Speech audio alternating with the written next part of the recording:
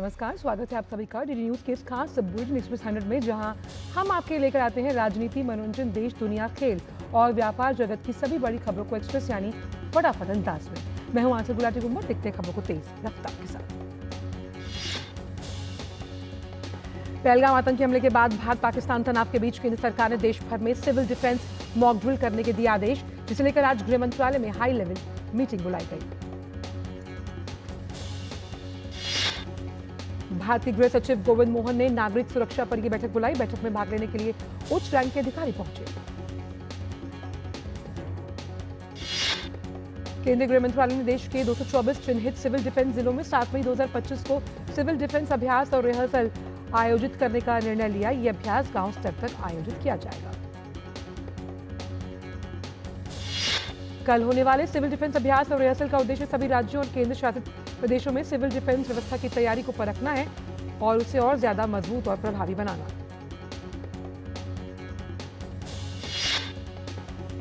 पहलगाम आतंकी हमले को लेकर पाकिस्तान के सभी झूठे दावों को यूएनएससी ने किया खारिज। साथ ही पहलगाम हमले की कड़ी निंदा की। वहीं पहलगाम आतंकी हमले में लश्कर तोयबा की संलिप्तता पर पाकिस्तान से किए सवाल। जम्मू कश्मीर के बडगाम में सुरक्षा बलों ने हथियार और गोला बारूद के साथ आतंकवादियों की मदद करने वाले 2 संदिग्ध लोगों को किया गिरफ्तार। विशेष सूचना पर कार्रवाई करते हुए सुरक्षा बलों ने बुचीपोरा काबूसा में नाका चेकिंग के दौरान इन्हें दबोचा। पंजाब में आईएसआई समर्थित सीमा पार आतंकी नेटवर्क के खिलाफ एक बड़ी सफलता हासिल हुई। State special operation cell Amritsar ने केंद्रीय एजेंसी के साथ एक संयुक्त अभियान चलाकर आतंकवादी सामग्री का एक जखीरा किया बरामद। भोपाल के क्लब 90 रेस्टोरेंट पर बुलडोजर चलाकर इसके अवैध हिस्से को ढहा दिया गया। प्रशासन ने रेस्टोरेंट को भी सील कर दिया।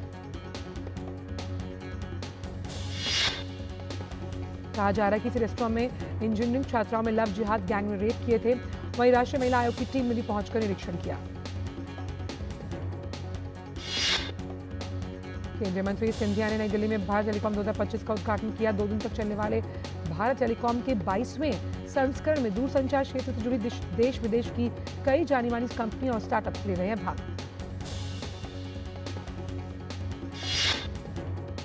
इस मौके पर सीएम रेखा गुप्ता ने संदेश दिया कि दिल्ली में सफाई अभियान को दुरुस्त करने के लिए सबको अब सड़कों पर उतरना होगा। छत्तीसगढ़ तेलंगाना सीमा पर KGH हिल्स में चल रहे नक्सल विरोधी अभियान के दौरान घायल सीआरपीएफ के सहायक कमांडेंट सागर बोर्डे की हालत अब स्थिर। गंभीर रूप से घायल होने की वजह से उन्हें 4 मई को दिल्ली एम्स में एयरलिफ्ट किया गया था।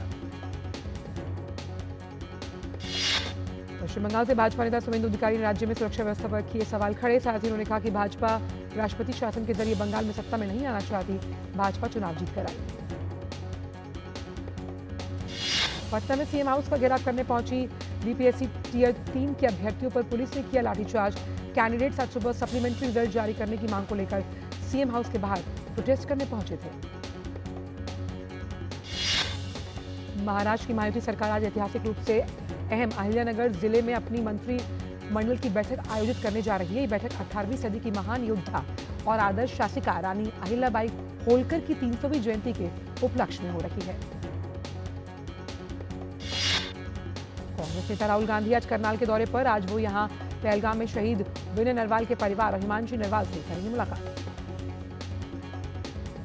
विदेश मंत्री doctor S Jaishankar global access to talent from India कार्यक्रम में लेंगे हिस्सा। विदेश मंत्री के साथ केंद्रीय राज्य मंत्री जयंत चौधरी रहेंगे मौजूद। जम्मू कश्मीर के श्रीनगर में एसडीआरएफ टीम ने डल झील पर मॉक ड्रिल का किया आयोजन। गृह मंत्रालय ने कई राज्यों और केंद्र शासित प्रदेशों को प्रभावी नागरिक सुरक्षा के लिए मॉक ड्रिल करने के आदेश दिए। जजों की नियुक्ति प्रक्रिया में पारदर्शिता को लेकर सुप्रीम कोर्ट ने उठाया बड़ा कदम। सुप्रीम कोर्ट ने 9 नवंबर 2022 से 5 मई 2025 तक हाई कोर्ट में जजों की नियुक्ति की पूरी प्रक्रिया की जानकारी सुप्रीम कोर्ट की वेबसाइट पर कर दी अपलोड। 1 अप्रैल को हुई फुल कोर्ट की मीटिंग में लिया गया फैसला। जिन जजों की संपत्ति की जानकारी पहले मिल गई वो वेबसाइट पर डाली जा चुकी है। केंद्रीय मंत्री JP Nadda health sector disaster preparedness and response and fire safety in health care facilities के दूसरे सत्र के उद्घाटन समारोह में शामिल होंगे और करेंगे संबोधित। केंद्रीय मंत्री जितेंद्र सिंह गगनयान मिशन को लेकर से कुछ ही देर में ताज़ा जानकारी देंगे। मीडिया कॉन्फ्रेंस के दौरान उनके साथ इसरो चीफ वी नारायणन रहेंगे मौजूद। दिल्ली की मुख्यमंत्री रेखा गुप्ता ने कनॉट प्लेस स्थित प्राचीन हनुमान मंदिर में पूजा और दर्शन किया। दिल्ली की मुख्यमंत्री ने मेगा स्वच्छता अभियान में हिस्सा लिया और कनॉट प्लेस में श्रमदान किया। इस मौके पर सीएम रेखा गुप्ता ने संदेश दिया कि दिल्ली में सफाई अभियान को दुरुस्त करने के लिए सबको अब सड़कों पर उतरना होगा। पहलगाम हमले के बाद पाकिस्तान के साथ बढ़ते तनाव के बीच भारतीय नौसेना और डीआरडीओ ने सोमवार को स्वदेशी रूप से डिजाइन और विकसित मल्टी इंफ्रेंस ग्राउंड माइन का सफलतापूर्वक परीक्षण किया। ये आधुनिक समुद्री बारूदी सुरंग है जो कि भारतीय नौसेना की समुद्री युद्ध क्षमताओं को और बढ़ाएगी। इसे नौसेना विज्ञान और प्रौद्योगिकी प्रयोगशाला विशाखापट्टनम द्वारा डीआरडीओ समेत कई प्रयोगशालाओं के सहयोग से विकसित किया गया। रक्षा मंत्री राजनाथ सिंह ने डीआरडीओ भारतीय नौसेना रक्षा उद्योग जगत की सराहना करते हुए कहा कि ये प्रणाली भारतीय नौसेना की समुद्री युद्धक जो क्षमताएं हैं उसको दर्शाती है।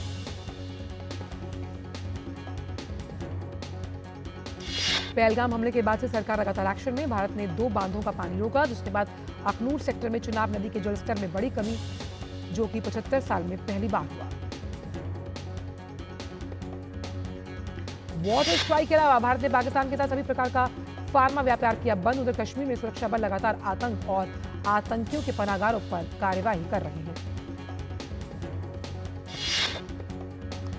जम्मू कश्मीर के पहलगाम में हुए आतंकी हमले के बाद भारत और पाकिस्तान के बीच बढ़ते तनाव को देखते हुए कई इंटरनेशनल एयरलाइंस ने पाकिस्तानी एयर स्पेस इस्तेमाल करने से किया परहेज। पाकिस्तानी एयर स्पेस इस्तेमाल करने से इनकार करने वाली प्रमुख एयरलाइंस कंपनियां जो हैं उनमें air France, British Airways, Swiss international airlines और जर्मनी लुफ्थांसा शामिल हैं। मुर्शिदाबाद हिंसा के 1 महीने बाद पश्चिम बंगाल की मुख्यमंत्री ममता बनर्जी हिंसा पीड़ितों से मिलने के लिए पहुंची। इतने दिनों बाद दौरा करने पर बीजेपी समेत सभी विपक्षी दलों ने ममता बनर्जी को सवालों में घेरा। त्रिपुरा के मुख्यमंत्री डॉक्टर माणिक साहा ने प्राज्ञा भवन में त्रिपुरा राज्य रक्त आदान परिषद द्वारा आयोजित स्वैच्छिक रक्तदान शिविर में भाग लिया। गुजरात में दाहोद के चिलकोटा गांव में बीती रात कई घरों में आग लगी। सूचना मिलते ही दमकल की कई गाड़ियां मौके पर। गुजरात में अमरेली के शेंतुजी नदी में डूबने में 4 लोगों की मौत। मृतक पीठापुर डूंगरी गांव के निवासी, शवों को पोस्टमार्टम के लिए अस्पताल भेजा गया। दीघा जगन्नाथ मंदिर विवाद पर पद्मश्री पुरस्कार से सम्मानित स्टैंड आर्टिस्ट सुदर्शन पटनायक ने कहा कि इससे हमारी संस्कृति को और बढ़ावा मिलेगा, हम इसका स्वागत करते हैं।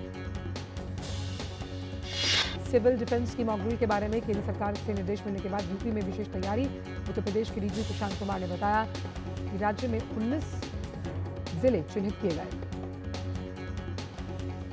उत्तर प्रदेश में 7 जिलों के पुलिस अधीक्षकों समेत 14 आईपीएस अफसरों का तबादला। वाराणसी जोन के आईजी मोहित गुप्ता को लखनऊ का गृह सचिव बनाया गया। वहीं राजकरण नैयर को गोरखपुर का पुलिस अधीक्षक बनाया गया। बिहार के कटिहार में चमेली प्रखंड कार्यालय के पास हाईवे पर एक एसयूवी और ट्रैक्टर में टक्कर हुई।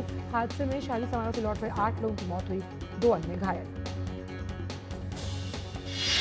चंडीगढ़ के सेक्टर 4 में अवैध निर्माण के खिलाफ अभियान चलाया गया। इस दौरान बुलडोजर के जरिए अवैध कब्जे को मुक्त करवाया गया। यूपी के अलीगढ़ में एक ट्यूशन टीचर ने नाबालिग छात्रा के साथ जहर खाकर आत्महत्या की। हिमाचल में मनाली में भाजपा नेता गोविंद सिंह ठाकुर और अन्य भाजपा कार्यकर्ताओं ने पाकिस्तानी नागरिकों के खिलाफ विरोध प्रदर्शन किया और भारत छोड़ने की मांग की।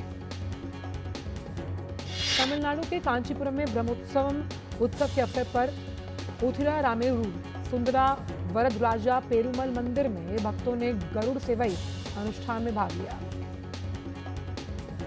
गृहमंत्री अमित शाह ने त्रिशूर पूरम के अवसर पर केरल के लोगों को शुभकामनाएं दी। अमित शाह ने एक्स पर लिखा, महान सक्थान थम्पुरन द्वारा शुरू किया गया यह त्योहार हमारी संस्कृति के रंगों के अनुष्ठानों और सिम्फनी को प्रदर्शित करता है। हमारी एकता की प्राचीन भावना हमें विरासत में मिली है और ये इसकी भव्यता को दर्शाता है। पश्चिमी विक्षोभ की वजह से एक बार फिर उत्तर भारत में मौसम का मिजाज बदला। राजधानी दिल्ली समेत यूपी, बिहार, राजस्थान के कई हिस्सों में बादल छाए रहे। तापमान में हल्की गिरावट।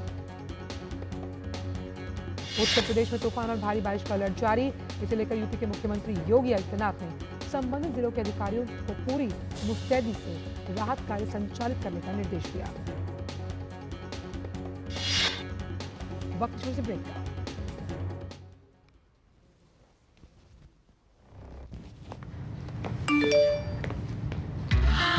10 लाख की लॉटरी मुझे। वाओ! फर्जी ऑफर से सावधान। आरबीआई कहता है जानकार बनिए, सतर्क रहिए। जब धरती चीर कर निकलता है लोहे का पत्थर और मिलता है मोंगिया के जोश से, फिर तपता है, पिघलता है और बनता है फौलाद। अब होता है सरिया सारी खूबियों के साथ। मोंगिया स्टील, मजबूत देश का मजबूत सरिया।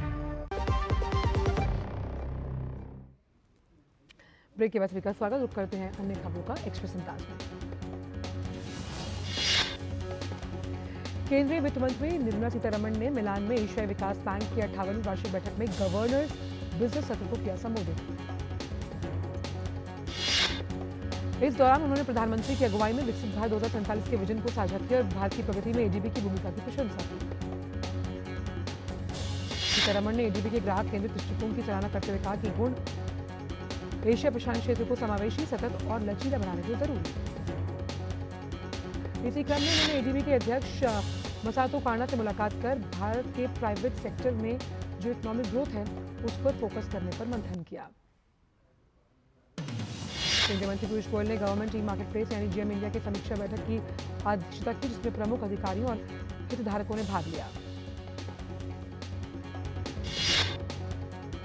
बैठक में केंद्रीय मंत्री ने सार्वजनिक खरीद प्रणाली को अधिक प्रभावी, पारदर्शी और समावेशी बनाने के लिए आगे तक रणनीति को लेकर चर्चा की।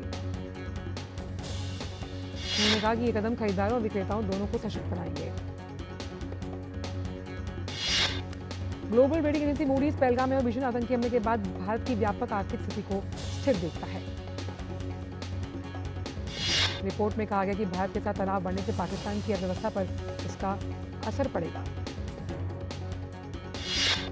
देश में लौह अयस्क, मैंगनीज, अयस्क, बॉक्साइट और सीसा जैसे प्रमुख खनिजों का उत्पादन वित्त वर्ष 2023-24 में रिकॉर्ड स्तर पर।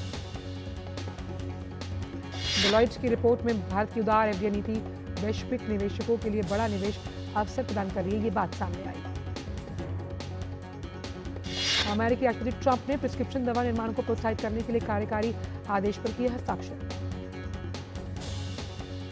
उन्होंने कहा कि आने वाले हफ्तों में दवाओं की लागत के साथ साथ दवा शुल्कों पर भी घोषणा की जाएगी। राष्ट्रपति ट्रंप ने दुनिया की प्रतिष्ठित हार्वर्ड यूनिवर्सिटी के $2 अरब से ज्यादा की फंडिंग पर तत्काल प्रभाव से लगाई रोक। ट्रंप ने फैसला किया कि यहूदियों के खिलाफ बढ़ती नफरत और फिलिस्तीन के समर्थन में हो रहे प्रदर्शनों को रोकने में यूनिवर्सिटी असफल है और इसी का आरोप लगाकर ऐसा किया गया है। ट्रंप ने इसे संघीय कानून का उल्लंघन बताते हुए कहा कि ऐसी यूनिवर्सिटी को सरकारी फंडिंग का अधिकार नहीं। इजराइल ने यमन के हूती नियंत्रित हुदैदा बंदरगाह शहर पर बड़ा एयर स्ट्राइक किया। इस हमले में कई लोगों के घायल होने की खबर। यह हमला हूती विद्रोहियों द्वारा इजराइल के बेन गुरियन एयरपोर्ट के पास की गई बैलिस्टिक मिसाइल स्ट्राइक के जवाब में किया गया। संयुक्त राष्ट्र के महासचिव एंटोनियो गुतेरेस ने पहलगाम में हुए आतंकी हमले की कड़ी निंदा की। एंटोनियो गुतेरेस ने हमले के जिम्मेदारों को न्याय के कटघरे में लाए जाने की बात कही। उन्होंने हमले के पीड़ितों के परिवारों के प्रति अपनी संवेदनाएं जताई और कहा कि नागरिकों को निशाना बनाना अस्वीकार्य है। दक्षिण पश्चिमी चीन के शहर में स्थित एक लोकप्रिय पर्यटक स्थल पर बड़ा हादसा। नदी में कई पर्यटक नौकाएं पलट गईं। इस दुखद दुर्घटना में कुल 84 लोग पानी में गिरे। राहत और बचाव कार्य जारी। कुल 10 लोगों की मौत की पुष्टि, जबकि 70 घायलों का इलाज अस्पताल में, उनकी हालत स्थिर। हादसे में शामिल 4 लोग सुरक्षित। घटना के बाद चीनी राष्ट्रपति ने इस गंभीर दुर्घटना को लेकर महत्वपूर्ण निर्देश किए जारी। उन्होंने पीड़ितों और उनके परिवारों को हर संभव मदद देने का दिया आश्वासन और बचाव अभियान में पूरी ताकत झोंकने का दिया आदेश। इजराइल ने गाजा पट्टी पर पूरी तरह से कब्जा करने की योजना को मंजूरी दी। इस योजना में फिलिस्तीनियों को दक्षिणी गाजा की ओर धकेला जा सकता है। इससे गाजा का मानवीय संकट और बढ़ेगा। इजरायली अधिकारियों के अनुसार इस नई योजना का मकसद हमास को गाजा में हराने और गाजा में बंधक बनाए गए लोगों को मुक्त कराना है। अमेरिका के साथ परमाणु वार्ता पर ईरान ने दिया बड़ा बयान। ईरान ने कहा कि अमेरिका के साथ परमाणु मुद्दे पर वो अपने रुख से पीछे नहीं हट रहा। ईरान ने कहा कि वो ब्रिटेन, फ्रांस और जर्मनी के साथ भी बातचीत करने के लिए तैयार, क्योंकि वो चीजों को शांति से हल करने का पक्ष था। कैलिफोर्निया में नाव पलटने की घटना पर सैन फ्रांसिस्को में भारतीय दूतावास ने दुख जताया। सैन डिएगो तट से दूर टोरी पाइन स्टेट बीच के पास नाव पलटी। जानकारी के अनुसार इस घटना में 3 लोगों की मौत, 9 लापता। आईपीएल में आज मुंबई के वानखेड़े स्टेडियम में गुजरात टाइटंस का सामना मुंबई इंडियंस से होगा। मुंबई इंडियंस टीम तीसरे स्थान पर, जबकि गुजरात टाइटंस की टीम 14 अंक के साथ चौथे स्थान पर। मुंबई इंडियंस से 11 में से 7 तो वहीं गुजरात टाइटंस से 10 में से 7 मैच जीत लिए। जो भी टीम इस मैच में जीत हासिल करेगी उसके लिए आगे की राह आसान हो जाएगी। सनराइजर्स हैदराबाद और दिल्ली कैपिटल्स मुकाबला बारिश से धुला। हैदराबाद प्लेऑफ की रेस से बाहर, दिल्ली की टीम प्लेऑफ की रेस में बरकरार। गुजरात टाइटंस को मुंबई इंडियंस के खिलाफ मैच से पहले मिली राहत। अनुभवी तेज गेंदबाज कगिसो रबाडा को खेलने के लिए मिली मंजूरी। भारतीय डेफ क्रिकेट टीम ने दी टी20 सीरीज में श्रीलंका के खिलाफ 5-0 से क्लीन स्वीप कर इतिहास रचा। भारतीय डेफ क्रिकेट टीम ने पीडी दीपक लोहिया स्मृति ट्रॉफी 5 मैचों की टी20 श्रृंखला में श्रीलंका को 5-0 से हराया। तैराकी का पावर हाउस माने जाने वाले कर्नाटक के तैराकों ने खेलो इंडिया यूथ गेम्स में दिखाया दमखम। एक ही दिन में जीते 4 स्वर्ण पदक। गया में अदिति सतीश हेगड़े ने लड़कियों के 50 मीटर फ्री स्टाइल में स्वर्ण पदक जीतकर गत चैंपियन महाराष्ट्र के अभियान की विजयी शुरुआत की। बिहार में आयोजित हो रहे खेलो इंडिया यूथ गेम्स में कबड्डी के बालक वर्ग में सोमवार को बिहार ने गोवा में एक तरफा मैच में 88 के मुकाबले 14 अंकों से रौंदा विपक्षी टीम को। कबड्डी के बालक और बालिका वर्ग दोनों ही मुकाबलों में छत्तीसगढ़ को हार का सामना करना पड़ा। बालिका वर्ग में राजस्थान ने छत्तीसगढ़ को हराया, वहीं बालक वर्ग में आंध्र प्रदेश ने। पटना के पाटलिपुत्र स्पोर्ट्स कॉम्प्लेक्स में वॉलीबॉल के मुकाबलों में जम्मू कश्मीर ने बॉयज ग्रुप ए में उत्तराखंड को हराया। नई दिल्ली में 23वीं एशियाई आर्म रेसलिंग चैंपियनशिप और 22वीं एशियाई पैरा आर्म रेसलिंग चैंपियनशिप की हुई शुरुआत। इस टूर्नामेंट में 14 देशों के शीर्ष एथलीट भाग ले रहे हैं। पैरालंपिक कमेटी ऑफ इंडिया के अध्यक्ष देवेंद्र झांझरिया ने कहा, एशियाई आर्म रेसलिंग चैंपियनशिप के आयोजन से देश में आर्म रेसलिंग के खेल को मिलेगी नई पहचान। आईपीएल में सोमवार को क्रिस्टल पैलेस और नॉटिंघम फॉरेस्ट के बीच मुकाबला 1-1 की बराबरी पर हुआ समाप्त। ड्रॉ के बाद फॉरेस्ट 6ठे जबकि पैलेस 12वें स्थान पर मौजूद। चैंपियंस लीग फुटबॉल प्रतियोगिता में आज देर रात सेमीफाइनल के दूसरे लेग के मुकाबले में बार्सिलोना का सामना इंटर मिलान से होगा। इससे पहले लेग में दोनों टीमों के बीच मुकाबला 3-3 से रहा था ड्रॉ। वहीं पेरिस सेंट जर्मन और आर्सेनल के बीच बुधवार को खेला जाएगा सेमीफाइनल के दूसरे लेग का मैच। पहले लेग में पीएसजी ने आर्सेनल को 1-0 से दी मात। 23 मई को सिनेमाघरों में रिलीज हुई फिल्म सुनील शेट्टी व ओबरॉय की केसरी वीर, हालांकि ये मूवी 16 मई को रिलीज होने वाली थी। हैदराबाद में देश का पहला एआई संचालित स्टूडियो शुरू, फिल्म निर्माण की दिशा में महत्वपूर्ण कदम। ये देश का पहला एआई रचनात्मक स्टूडियो है। ये भारतीय सिनेमा के विकास की दिशा में महत्वपूर्ण कदम। अंतर्राष्ट्रीय स्तर पर प्रशंसित फिल्म चिड़िया का जारी हुआ पोस्टर 23 मई 2025 को रिलीज। अजीत कुमार की फिल्म गुड बैड अगली 8 में ओटीटी पर स्ट्रीम। तमिल, हिंदी, तेलुगु, कन्नड़, मलयालम में होगा इसका प्रदर्शन। एक्सप्रेस न्यूज में इतना ही। दीजिए इजाजत, नमस्कार।